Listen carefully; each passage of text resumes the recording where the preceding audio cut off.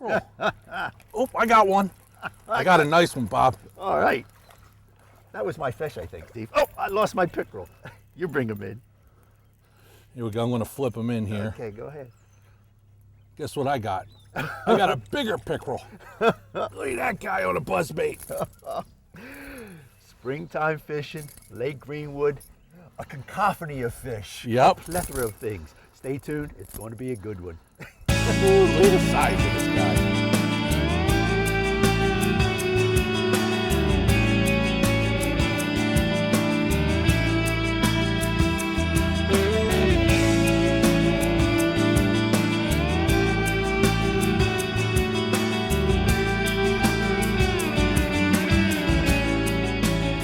Another pickerel, or is it a bass? Oh, that's a bass.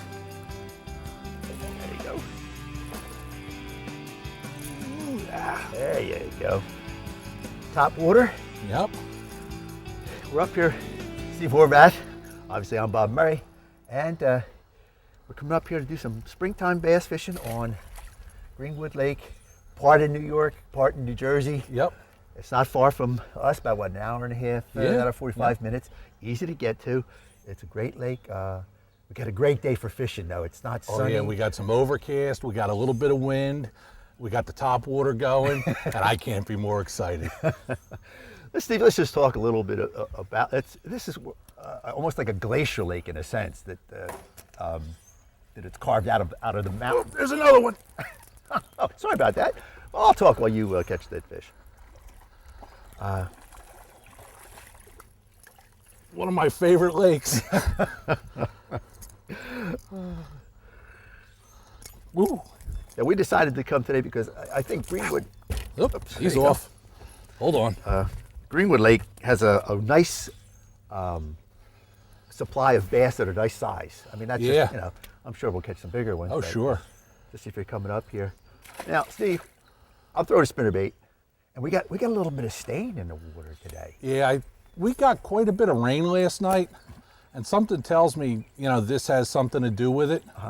Normally the lake is much cleaner, or clearer anyhow, but a little bit of dirty water is not necessarily a bad thing, especially now that it's warm out.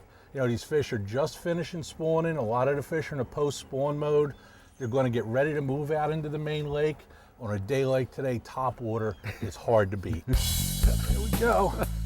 Oh, Bob, they're eating the buzzbait today. I know. Hey, I think I'm going to have to switch pretty soon. Look at this guy. Now this is a much better fish. The bad part was you caught it right by that tire. Yep. Pretty much called the shot on that one. Yeah. Look at that. He Yeah. got both hooks too. He got the trailer hook and a regular hook. Definitely a fish. Yeah, the tail's healing up. Yeah. Fish is done spawning. That fish is pretty warm too, Steve. Yep. Nice one. Yeah. And again, fishing the top water, and we're catching fish off of objects, so you can just about call your shots. And you did on that one. You Yeah, did. It should be that one right was off of good. that tire. I'm going to see if there's another one off the tire. Here we go. Right by the tire.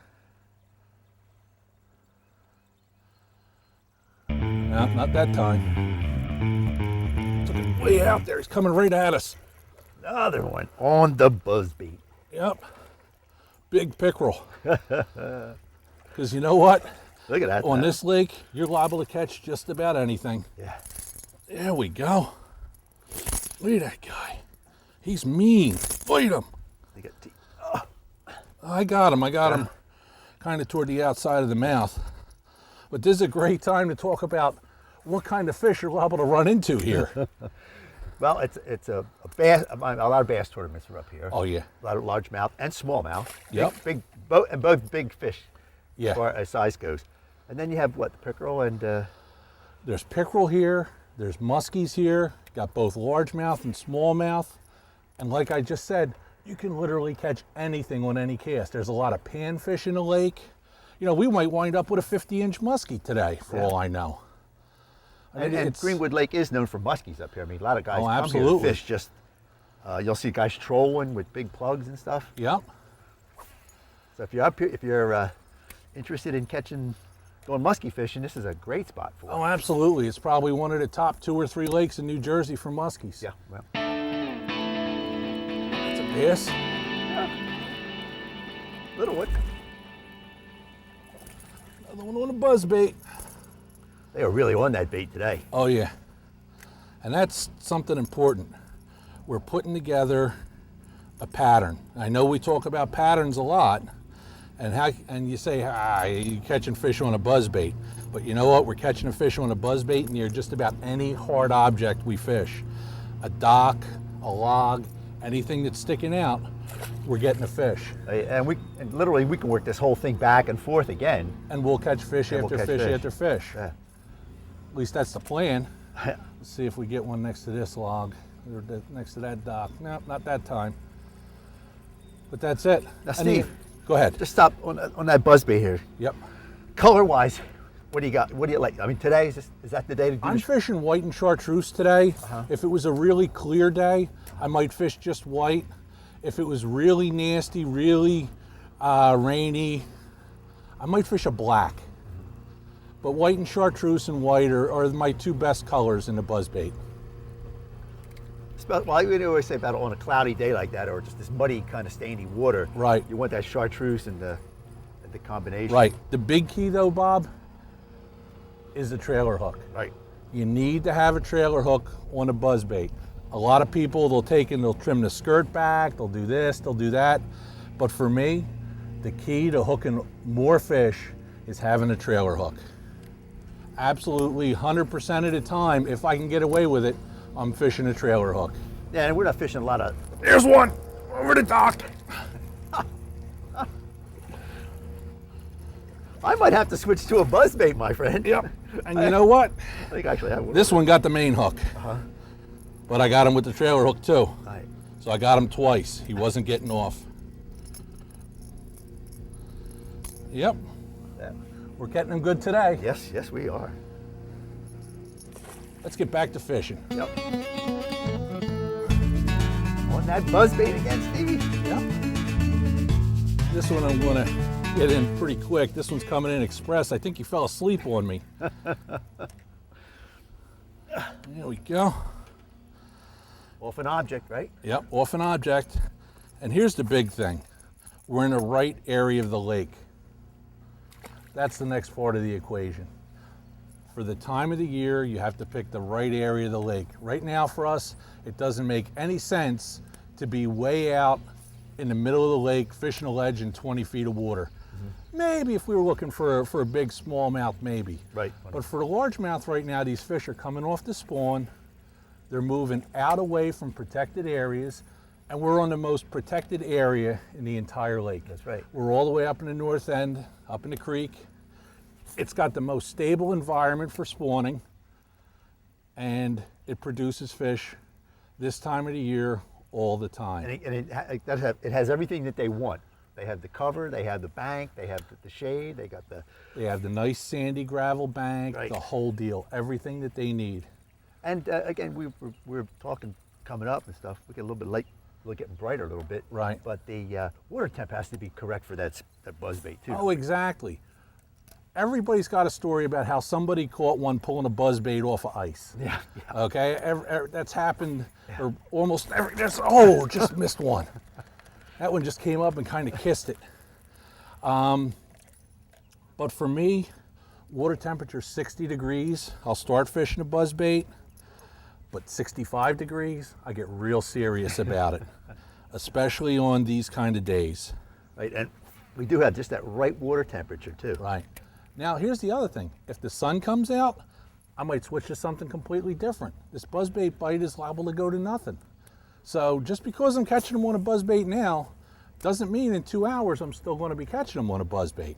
Yeah, well, they always say low light conditions, either at night or in the morning, right. That kind of stuff. That's one of the rules. But the exception to the rule is this time of year. Right. Post-spawn, a lot of times you can catch fish almost all day on a topwater bait, and when you have a day like this, just about all day.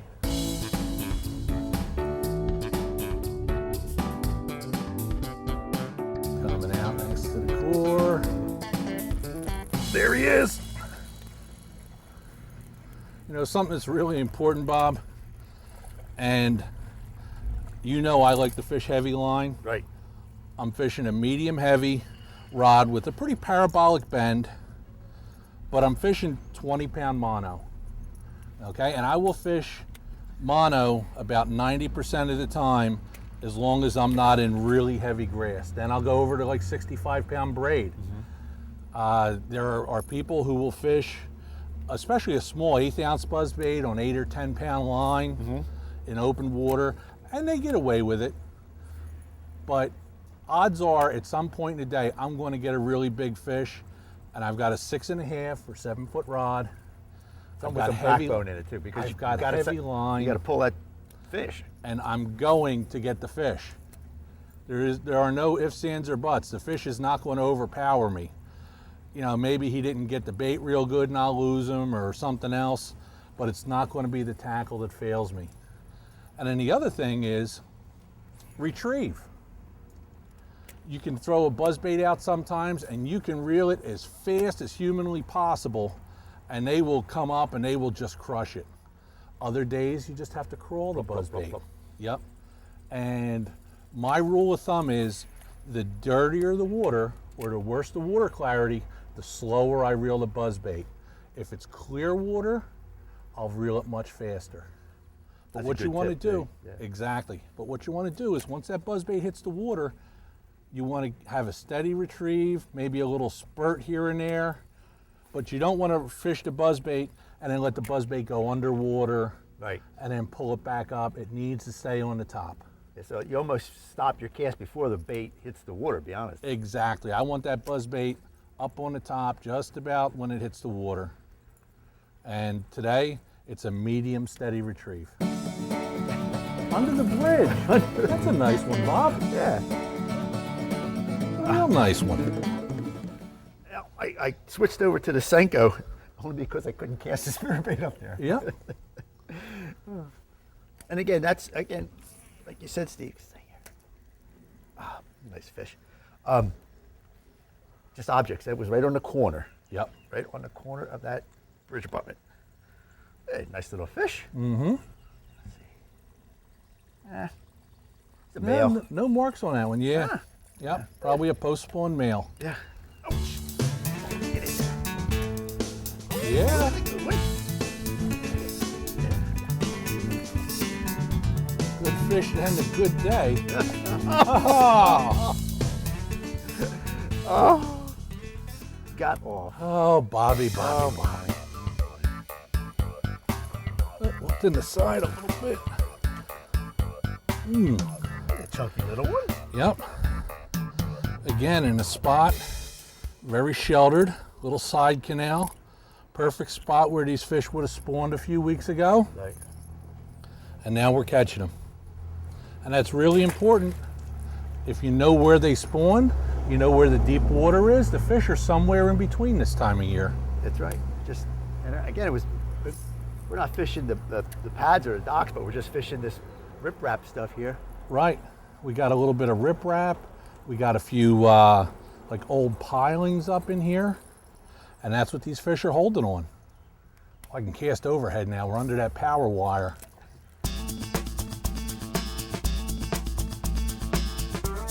Perfect spot to catch a bass. Absolutely perfect. Just, you know what, it barely felt. I just saw the line moving. Mm-hmm. You know, I thought he was a lot bigger when he came up after my buzzbait a second ago. There you go. Oh, Lordy. Definitely a great tip for people. If you got one guy fishing a buzzbait, the other angler fishes something different, and you throw it back in there immediately, and you get the bite. Now, we didn't know if this was going to be a 5-pound fish or whatever, but again, I put a little Senko on here, and Steve missed the fish, and I went right back into that spot, and there he was. Yeah. A lot of times, and we do, that's one of the things you should remember, always have something else hooked up right away so you can just reach down rather than trying to retie. The comeback bait, the 1-2 punch. Yep, and it'll tell you what, if we're in a tournament, I'd be happy to catch that bait again. Absolutely, it makes no sense at all for both of us to be fishing a buzzbait right now. Nope. Also makes no sense for me to stop throwing and let you throw it. Well, there is that. Because right now I look like I know what I'm doing. Right. Yeah, and I'm just mopping up behind you. Yep. Great tactic though in tournaments. Yep. Oh yeah. Or just anytime you're fun fishing. Yeah. You know, I don't know a whole lot of people that say they want to go out and just catch one bass for the day. You know, they want to catch as many as possible. Yeah. And that's another way of doing it. And some days when you would only catch 2 or 3 or 4 fish, maybe you catch 8 or 10, you know, because the fish aren't getting the buzzbait real good. Right. No, it's always to do Looks that. like a prime spot in there between the dock and the boat. Okay, step 1, we didn't hit the boat. Right. Nobody home that time. Little guy. Not complain. Gotta go back and get that other fish. And you know what, Bob? I just did something that definitely makes a difference with the buzz baits, or really any bait. I just had some algae, snot, whatever you want to call it, on the buzz bait. And like any other lure, even though you're reeling it through a lot of stuff, you really need to make sure that it's clean. Yeah, so you want that blade to be turning when you're Right. spinner bait or anything like that. Exactly. You always want it turning. If it's not turning, and if it's not turning the way it's supposed to, it's not, well, it's almost as good. It's not nearly as good. It's not running true, and it's not doing making the sound. And Right. So you something have to take a little time, keep your buzz bait or any lure clean. Same thing with a crankbait. If you've got a little bit of black stuff hanging off the treble hooks, you need to clean it. clean it off. It needs to be clean. That's why a lot of guys don't like fishing weeds, because they got to clean them off all the time. Right. They avoid them. Well, guess where the fish are? Oh, they're in the weeds. What we say, where if there's grass, there's bass. Oh yeah, absolutely. Came out to get the buzz bait again. Yeah. You know what, Bob? No matter what size fish you catch, and even though I'm using heavy line, you should always check your line Okay, so after we've been the throwing fish. in through some stuff here. Oh yeah, I'm throwing in through some junk. And the first thing I'm going to do when I get this guy unhooked is I'm going to check the line right above, and you know what? I got some little nicks in it. I have to retie. Well, and the other thing too, there's pickerel Yep. that you caught. There's toothy critters. They'll skin that line good. Oh, absolutely. And Bob, you can feel it. It's skinned up for a foot because I'm coming through Oh yeah, right here. all kinds of stuff. Yeah.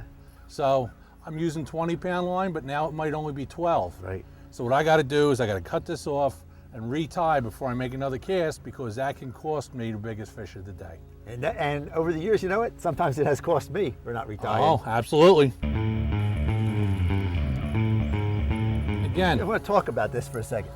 What we did here, Steve cast parallel to the dock, and then you went on the horizontal, and he came off the horizontal side of it. So you Right. should always fish it both directions. right. My first cast was across the face in the Right. deeper water. My second cast came down next to the dock, along the dock, and the change of the angle was the reason that fish was caught. And a lot of times fish will be waiting for that bait to go by that way. Yep. They won't bother if it's going the other way. Yep, it doesn't matter whether they're big or small when you catch them.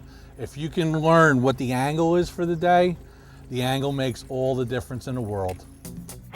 But you know what? That was another comeback fish. Yeah, yeah.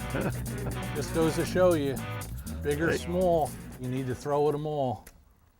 Yeah, again, that fish just smacked at yours, and I threw the little Senko bait back in there. Not a very big fish, Yep, but it could have been. yep, absolutely. Now right where my lure hit, again, a fish swirled. Right up in there. So I don't know if I spooked something, but that'll be another great spot for you to throw your Senko.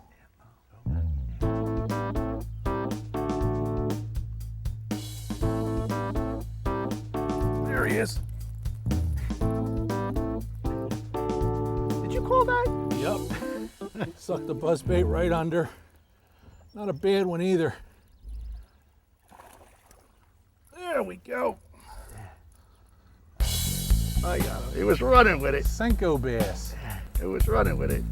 Get him in here. You know what? Is that a bass or is that a crappie? No, that's a bass. Yes. There you go. You know, Steve, we're picking up Oh, about the just same missed size one. males and stuff that we're getting in here. Yep, they're here guarding fry right now. Yeah, these are the size fish that'll be watching the beds. Yep, and hopefully there'll be a big old mama there with them. Right. I guess, you know, Steve, let's just talk a little bit about the docks that we have here. Now, we just came by some old knockdown docks there where that old Right. thing is, and then we came with these new docks. I don't like new docks. How about you? You know, I've been burned a couple of times on new docks, but basically speaking, if the dock's been there a while, it's got some algae growing on it, it's got some other stuff, it's the beginning of the food chain for the fish, and it's a really good spot to fish. New docks, I'm not so fond of because everything's clean on them. They're sanitary. Yeah. You know, they don't have a whole lot of stuff associated with them. But the older the dock, the better to me. And the newer docks are just the floating ones. I like Right. the ones with the pilings in it because, or a ladder or something like that. That really, Right. And now, the thing with our pattern today is if a dock is too long, the fish aren't out on the ends of them. The shorter docks that end closer to shallow water, the older the better, the closer to the water better. That's where we're catching our fish. There we go. You know what? We just retied, caught a fish right off a pole of a dock. So that was a good thing. And this guy's got it all in his face. He was not getting off, no matter what. and they're, again, we mentioned it, right in this area that we've come in, they're all about that same size little male that are guarding beds. Yep. You know what, Bob? Something that a lot of people don't know about Greenwood Lake is, wow, all chewed up again. It's the second largest lake in New Jersey. It's 7 miles long. It's 2,000 acres, but the whole lake is not a huge lake. There's places like this where somebody can come with a 12 or 14-foot boat Exactly. and get out of the weather, get out of the wind. Not This have is to a worry. no-wake area too, so you don't Absolutely, have to worry this about. whole area is no wake. You know, you can be here in the smallest boat. We saw a guy putting in a kayak earlier this morning. Yep, yep. So it's a place that anybody can come fish. Yeah, and it, literally, you don't have to get worried about getting lost or anything like that. It's one way in and one way out. I mean, we're coming from Pennsylvania. We Right. came up 287. Right. We got off, it was like exit 55 on 287 on the 511, and 511 comes right to the lake. That's it. Right. And as you're coming up the lake, if you don't want to fish this end of the lake, well, there's 3 or 4 or 5 marinas to put in. And you know what? They all have nice cement ramps, floating docks. Parking's a little tight, so I probably wouldn't have a buddy meet me here, but if you can carpool and get here. Right, yeah, that'd be. Yeah. And the other thing, there are no public ramps on this lake. They're all Right. private. It's so all private. You're gonna have to pay when you get. They all you'll have to charge a check. fee. Yeah, but either maybe $20, $25, 15, whatever. But it's safe parking though. Oh, absolutely. It's very safe. You don't have to worry about your car being touched or anything Yep. like that. And a couple of the bigger marinas, they have a lot of parking. Oh, absolutely. Available, and they're very nice people to accommodate you. But we have like a marina right here that we could have just gone right in here and, Sure. and dropped in. Yep, absolutely. So again, you got Google Maps, Right. you got everything like that. You go to our website, the Ore Valley Outdoors, and if you have any questions as to where to launch your boat, Right. we can help you with it. And here's the neat thing.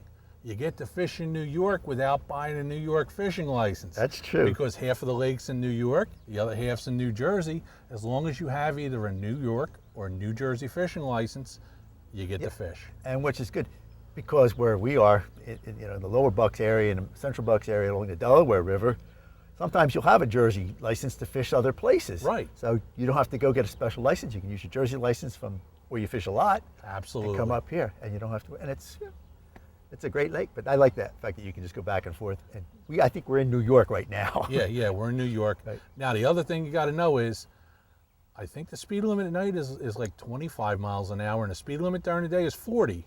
And You can they- use unlimited horsepower, but Johnny Law's out there, And and they- he's got his radar gun. They have radar. They do have radar guns on Yep, those boats. So. absolutely. And I think it's a good safety thing because on a summer day, it could get pretty crazy out Sure. there with the big boats and stuff Yep. like that. So again, if you want to stay out of it, just come up the arm here like we're doing. Right. Hop on a trolling motor. We haven't started the big motor up for the whole day. Yep. And we're just going to do it. And Saves catching on- lots of fish. It saves on gas. Yeah. I got another spot here. Yeah, I gotta retie again. You felt a lot better when I was in the Oh, just missed another one. Oh, they're eating today, Bob. They're eating today. Yeah. Another 1-2 punch fish, and that would be a keeper in a tournament. Yeah, that's a big. Be happy to have him most days. Oh yeah. Just goes to show you Nice and fat too. the backup bait works. Yep. Go right back in there. Yeah, nice little fish. Skiing him in with this heavy tackle. Nice size fish again. Yeah, yep. Nothing wrong with him at all. Get right off the edge of a dock. Yep. Pattern's holding up. Good one too.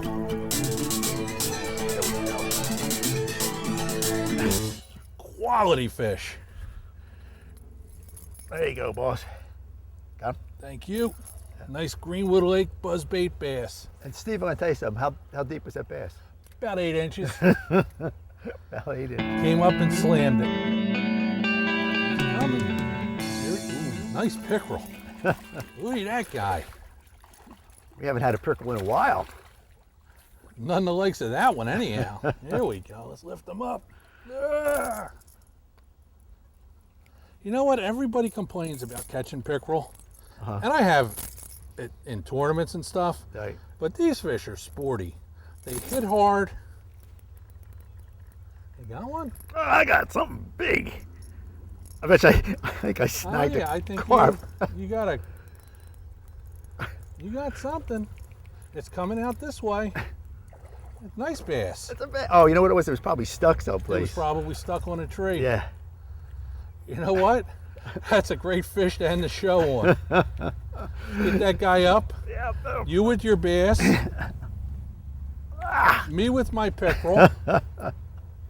There you go. Hey, come up to Greenwood Lake. It's a great lake for nice sized bass, nice sized pickerel. Stevie, what's our website and all that stuff we got to go to? Our media? You can go to DelawareValleyOutdoors.com. You can check us out, Twitter and Facebook. Yeah. Send us a note. We love it. That's it. Yeah. Hey, I'm Bob Murray. I'm Steve Horvath. We'll see you on the water. All All right. right, let's get it back in. That scared me, that fish.